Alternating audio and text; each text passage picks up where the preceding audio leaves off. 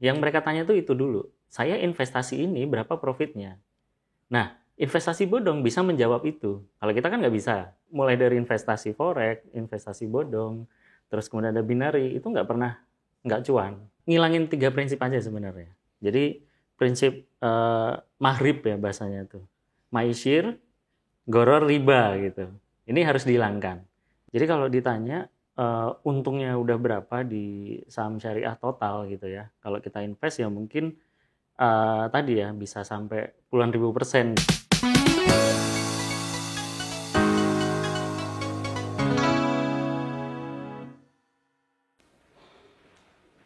Mas Adi, Iya, halo, apa selamat pagi. kabar? Welcome to Alhamdulillah Miraset. sehat. Terima kasih Iya, yang mau datang. oke, Oke. sama-sama. Tadi perjalanan gimana, Mas? Lumayan macet ya. Biasalah ya, Jakarta. Betul, Ya betul, udah, betul. biar enak kita sambil duduk langsung ngobrol-ngobrol Oke, aja kali ya. Yuk. siap. Oke.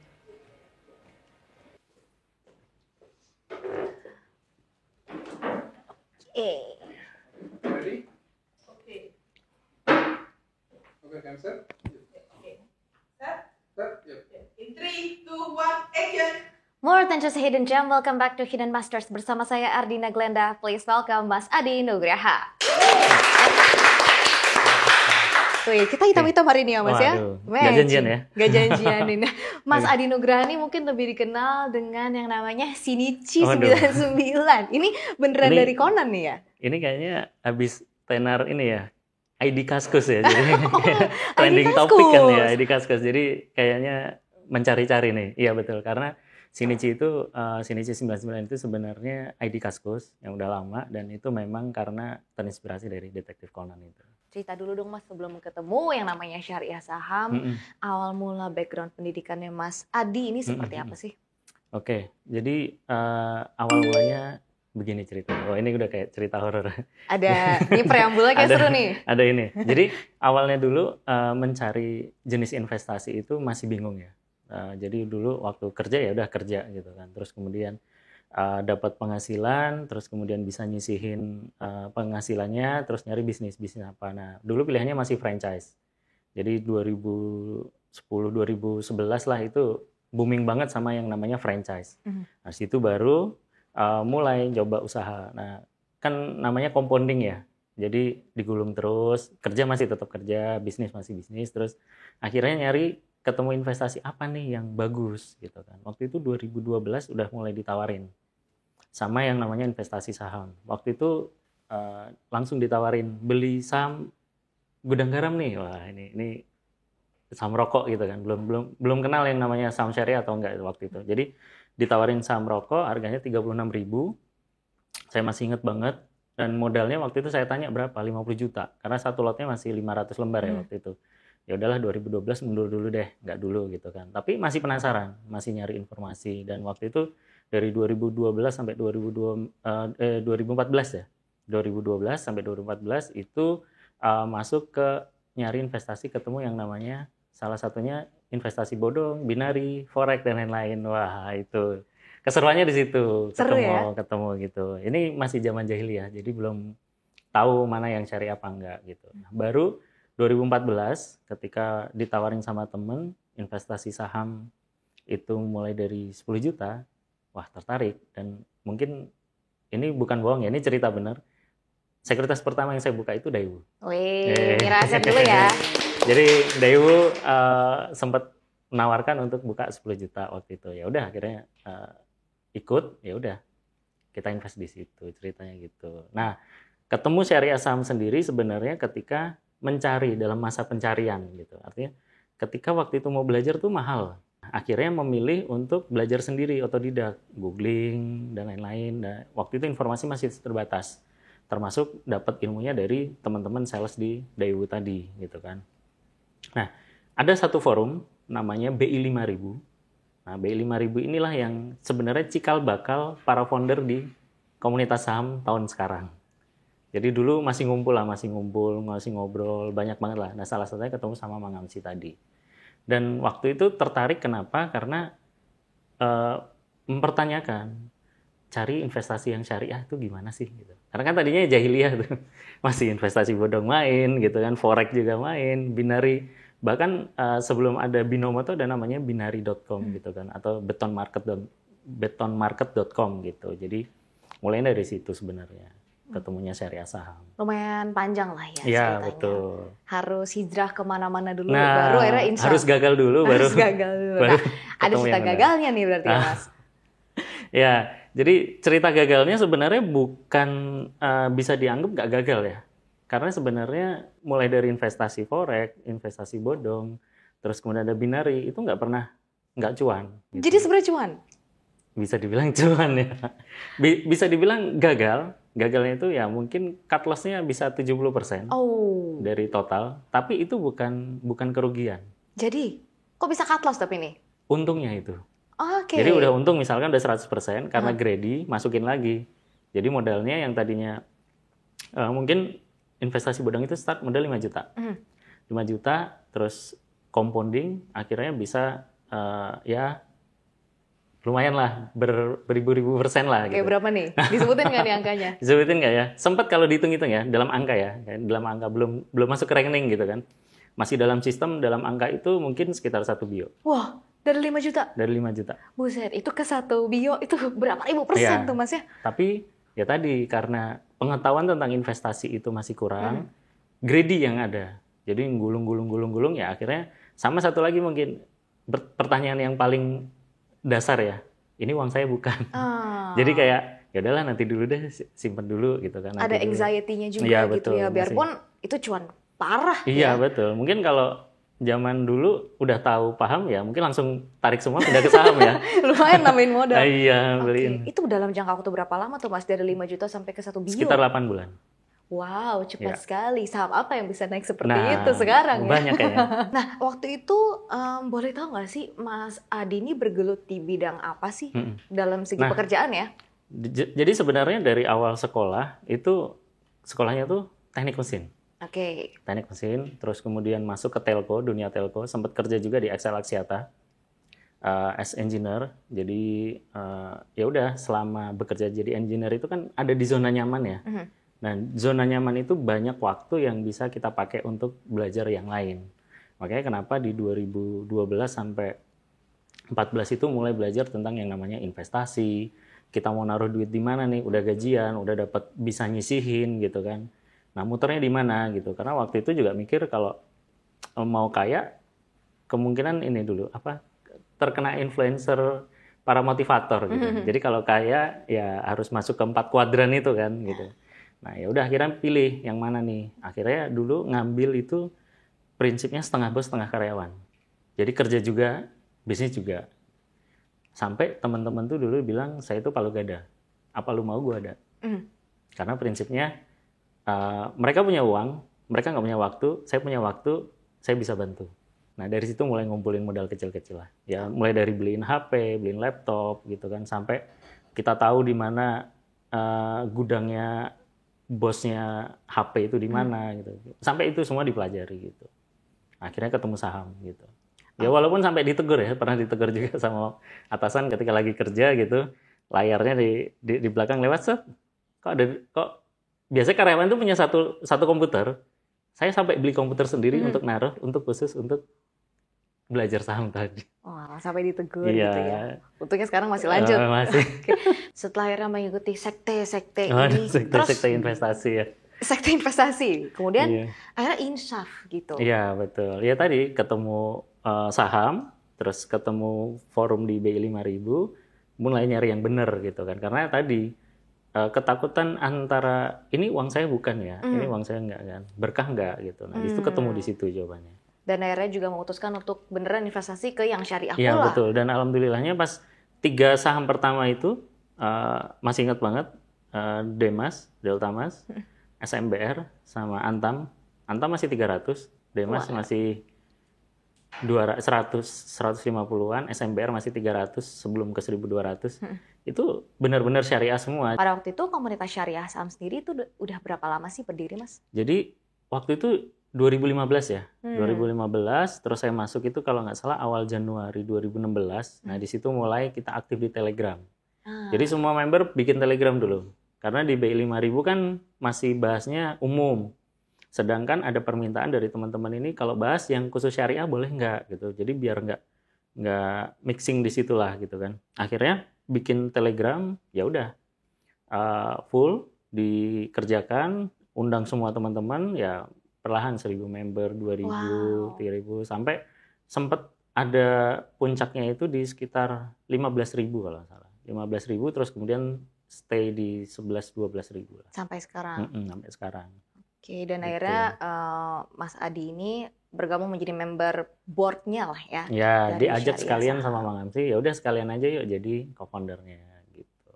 Apa sih yang pengen Mas Adi lakukan dengan bergabung ke Syariah Saham ini? Ya. Prinsipnya dulu waktu di Syariah Saham gabung itu sama gitu. Saya mau belajar tentang suatu investasi yang bikin tenang sebenarnya. Itu kuncinya ya? Iya, tenang itu kan berkah kan. Kalau yang syariah itu mau berapapun dia beli sebenarnya. Kalau dulu ya, ini kita nggak ngomongin setelah 2019, kita ngomonginnya sebelum 2019. Itu ketika saham syariah itu salah harga, itu akan balik ke harganya. Jadi sebenarnya ada rem di situ. Karena itu tadi beberapa prinsip saham syariah yang masuk menjadi kriteria itu yang sebenarnya menjadi kunci kenapa saham syariah itu layak dikoleksi. I see. Gitu. Nah, tadi Mas Adi sempat mention perbedaannya dulu ya sebelum 2019. Memang sekarang saham syariah ada perbedaannya nih? Jadi mungkin karena banyak IPO ya. Oh, gitu. Oke. Jadi banyak IPO yang sahamnya syariah tapi baru 8 bulan, baru 2 tahun akhirnya nyungsep gitu. Akhirnya kan itu jadi image yang jelek buat saham syariah sendiri gitu. Oh ini terus apa bedanya saham syariah sama saham konven gitu atau saham di luar syariah gitu kan. Nah, itu yang mungkin ngebikin akhirnya ya udahlah sama aja sekarang saham syariah sama saham non syariah gitu. Oke, nah kita sekarang balik lagi ke grassroots-nya awalnya mengenai investasi. Bahkan Mas Adi juga pernah terjerumus gitu ke investasi yang mungkin bodong. Nah, sebenarnya konsep masyarakat luas ini seperti apa sih terhadap investasi sendiri atau mungkin saham? Karena kita tahu fenomena pinjol dan judul tuh masih banyak banget di luar sana. Ya itu tadi. Beberapa kita ketemu nih sama teman-teman masyarakat yang memang nggak di kota lah, maksudnya di pedesaan gitu. Mereka kenapa masih tertarik sama judi online, investasi bodong? Itu karena ngelihat return ya, returnnya itu berapa profitnya? Yang mereka tanya tuh itu dulu. Saya investasi ini berapa profitnya? Nah, investasi bodong bisa menjawab itu. Kalau kita kan nggak bisa.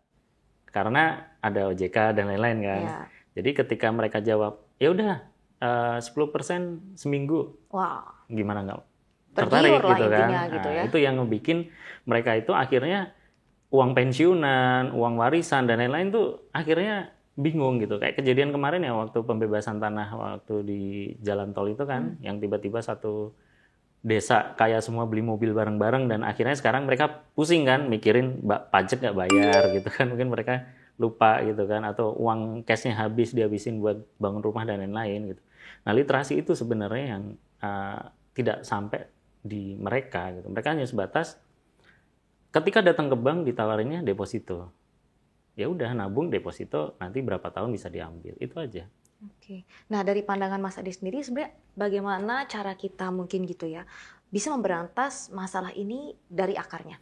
Nah, yang sama kita mulai biasanya syariah saham itu kan punya visi misi itu sebenarnya mirip sama orde lama atau orde baru ya? Orde baru kayaknya 98. Memasyarakatkan saham syariah dan mensyariahkan saham masyarakat. Artinya tugasnya pertama kita adalah memasyarakatkan apa itu saham syariah. Kalau sudah, baru orang-orang yang sudah terjun di investasi atau di saham, yang belum tahu tentang saham syariah, kita jadikan syariah. Jadi yang tadinya masih investnya asal, masih di bank, saham-saham, mungkin kebeli saham-saham miras juga, gitu kan, saham rokok. Nah, kita jelaskan bahwa ada loh saham syariah gitu. Akhirnya masuk ke sana. Nah, disitulah sebenarnya tugasnya syariah saham itu bisa ikut meningkatkan literasinya di daerah tadi gitu. Jadi kayak kemarin tuh pandangannya itu ternyata yang di daerah itu saham itu forex. Masih sampai ya? Iya, betul. Sampai terakhir kemarin kita ngisi di Solo, banyak teman-teman datang juga. Itu ketika tanya, ini yang investasinya 100 juta ya? Ya kita tahu lah 100 juta yang deposit itu siapa gitu kan, future itu kan. So far pengalaman Mas Adi di Syariah Saham, apakah sudah terjawab dengan visi misi awalnya? Atau cerita yang paling menarik mungkin udah sampai sejauh mana sih? Kita udah mau 1 dekade. Kemarin kita sewindu sempat bikin event di luar, terus 9 tahun kita bikin event di main hall. Nanti Maret nanti insya Allah kita 10 tahun dan mudah-mudahan kita bisa terus ada. Jadi tujuan kita pasti nggak bisa mengedukasi semuanya. Tugasnya kita adalah mengedukasi satu orang akan mengedukasi yang lain. Ketika kita bisa menduplikat edukasi kita, cara edukasi kita, nah itulah yang mungkin bisa membantu teman-teman itu bisa literasinya jadi naik gitu. I see. Ada nggak yang sudah pernah menyampaikan rasa terima kasihnya langsung ke Mas Adi? Secara nggak langsung ya, karena tadi kembali lagi Syariah Saham, kami bertiga terutama, kalau ditanya cuan berapa, nggak kelihatan. Biasanya kan kalau trader itu cuan udah langsung beli mobil gitu ya. Kelihatan, atau flexing liburan, segini, gitu liburan ya? di mana gitu kan. Mangam sih tinggal di 200 km dari Jakarta, di hutan dan ngajar bahasa Arab. Saya kebetulan aja di Jakarta dari 2007. Terus Kang Evan juga sempat di New Zealand kuliah lama di sana, terus akhirnya balik lagi ke Jakarta. Kami bertiga sama sekali nggak pernah yang namanya ngasih tahu ke member nih, ketika ada bisa proven nggak? Kami nggak bisa proven itu. Yang bisa ngerasain adalah nanti teman-teman sendiri. Ketika belajar saham, apalagi saham syariah gitu, untungnya itu adalah teman-teman sendiri yang ngerasain. Nah itu sudah beberapa kali ya udah sampai datang ke Mangamsi, orang dari Kalimantan datang ke rumahnya Mangamsi sejauh itu untuk ya cuma ngirim sesuatu ke Mangamsi atau ada yang mengirim sesuatu ke kita gitu. Itu aja sebenarnya. Jadi kalau ditanya kayak wah nanti kita harus ada testimoni nih, enggak. Jadi memang Syariah Saham ini sebenarnya awalnya komunitasnya untuk bergerak untuk sosial sih. Jadi benar-benar ketika masyarakat mendapatkan dampaknya, impact-nya mereka, ya udah berarti misi kita berhasil gitu. Nah ini kita boleh nggak sih ngomongin cuannya sedikit nih, dari Mas Adi. Nah kalau selama pengalaman investasi saham syariah sendiri, mungkin pengalaman yang cuannya itu seperti apa sih Mas Adi? Ya, kalau di syariah saham itu unik ya. Jadi selama kita ada di dalam komunitas ini sebenarnya cuan ini nggak dalam bentuk uang aja gitu. Banyak hal yang kita bisa dapetin itu. Ya banyak, kalau kita bilangnya banyak manfaat, banyak kemudahan yang akhirnya kita rasakan karena tadi kita silaturahmi, kita ada komunitas gitu kan. Selain kita memberikan edukasi tadi ke teman-teman juga, ketika kita untung ya udahlah yang penting pas gitu, yang penting cukup gitu kan. Yang penting kalau kita itu cukup dan berkah.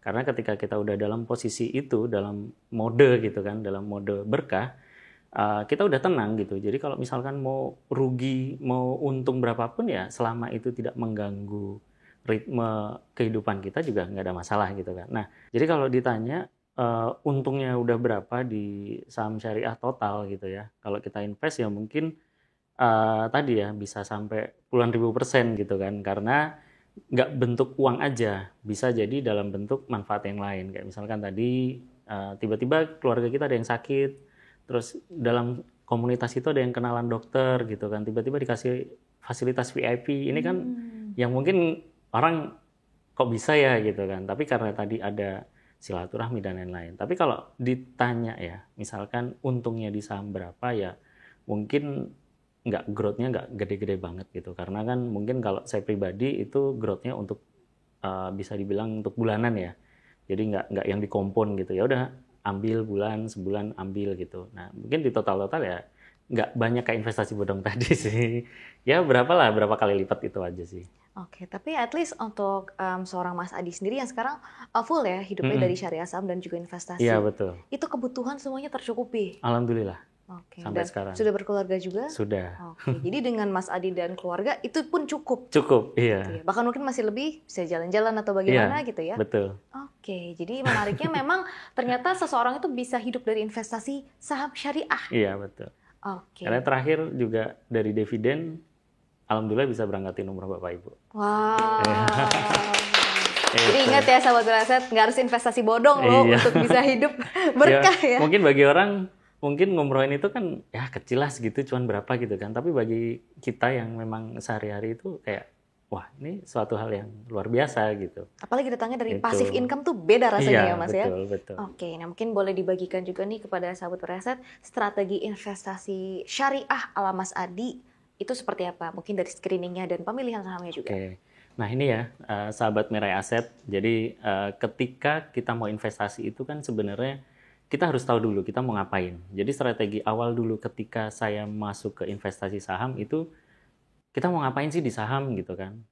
Mau nyari cuan apa mau scalping atau gambling atau apapun itu harus ditentukan dulu gitu kan. Nah kalau kita sudah menggunakan prinsip syariah berarti ada hal-hal yang harus dipatuhi. Nah antara lain ya misalkan kita harus tahu fatwa 80 itu memuat apa aja gitu kan. Nah dari dasar itu kita bisa menentukan seperti apa sih metode yang mau kita laksanakan. Nah di syariah saham sendiri sahabat Mirai Aset jadi kita pakai yang namanya metodenya itu Fatama. Nah, Fatama ini adalah satu metode yang kami gunakan untuk bisa meminimalisir resiko, yaitu adalah fundamental analysis, terus kemudian ada technical analysis, dan juga ada money management yang baik. Jadi, awalnya itu kita bikin watchlist dulu. Kita bikin watchlist dulu, terus kemudian kita cari momentumnya. Jadi, kalau Fatama itu what, when, how. What itu apa yang mau kita beli, when itu kapan kita harus beli, dan how itu berapa kita harus beli.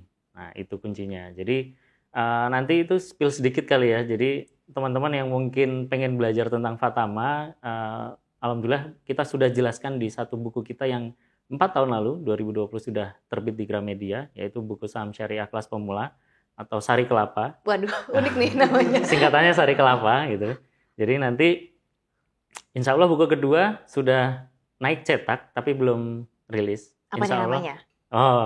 Namanya itu buku Saham Syariah Kelas Menengah, Sari Kenanga. Oke, lucu. Itu.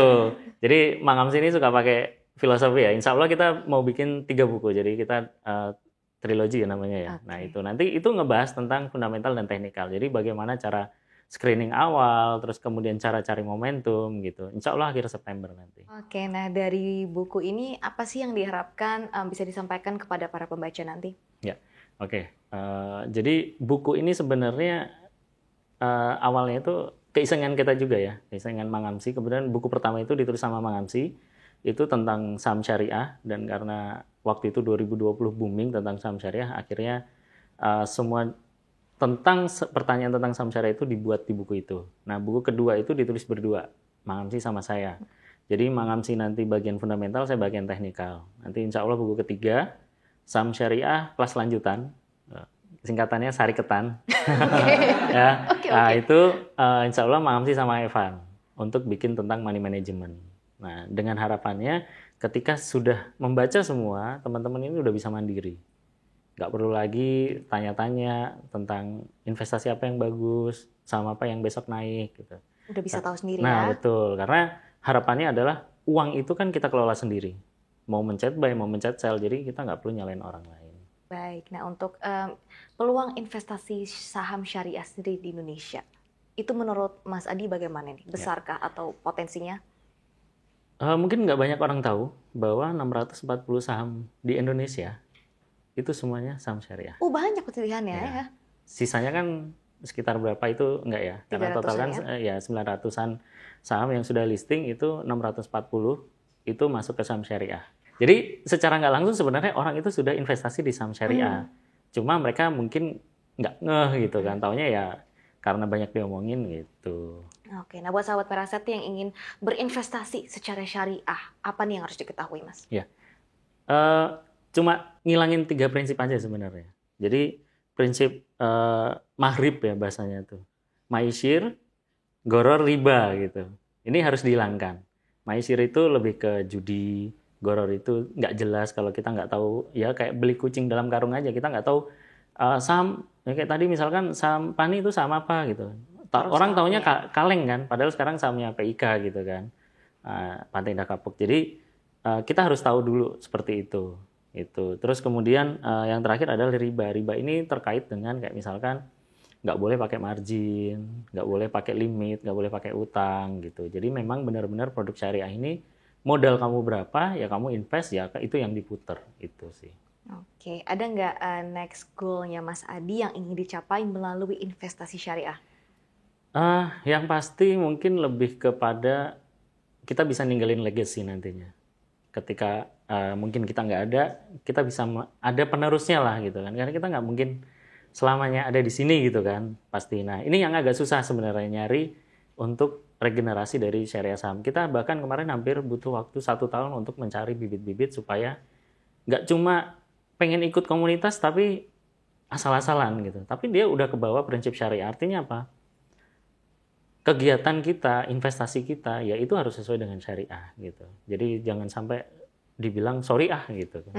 Harus syariah ya? Harus syariah. Oke. Mas Adi ada beberapa pertanyaan terakhir sebelum nanti kita masuk ke segmen games ya. Apa definisi mapan untuk Mas Adi? Oke, kalau mapan mungkin orang beda-beda ya Mbak. Jadi kalau mapan itu, kalau bagi saya yang pertama itu bebas utang dulu. Orang hidup nggak punya utang itu enak banget. Jadi kalau COVID kemarin udah banyak mengajarkan banyak hal ya.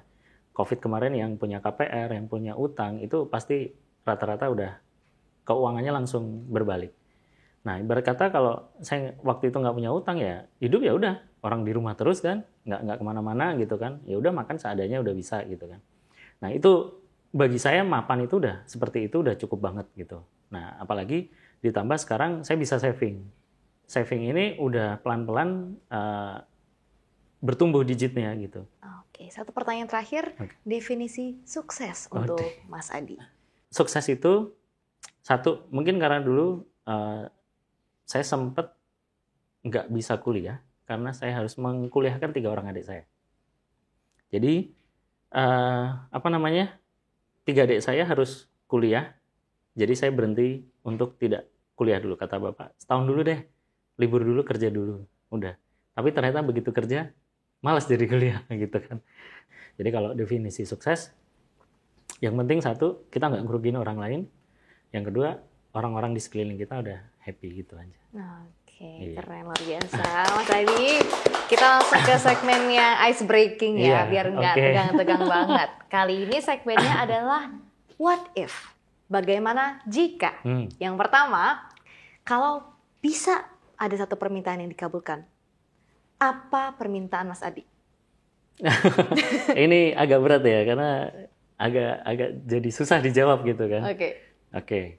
Kalau permintaan satu mungkin bisa lebih cepat ngebahagiain orang tua sih. Itu aja. Oke, keren.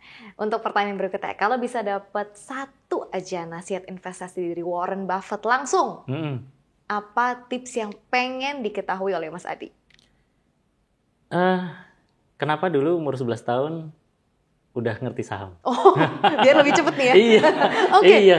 Nah, ini kalau tiba-tiba ada market crash nih yang tiba-tiba, strategi Mas Adi akan seperti apa?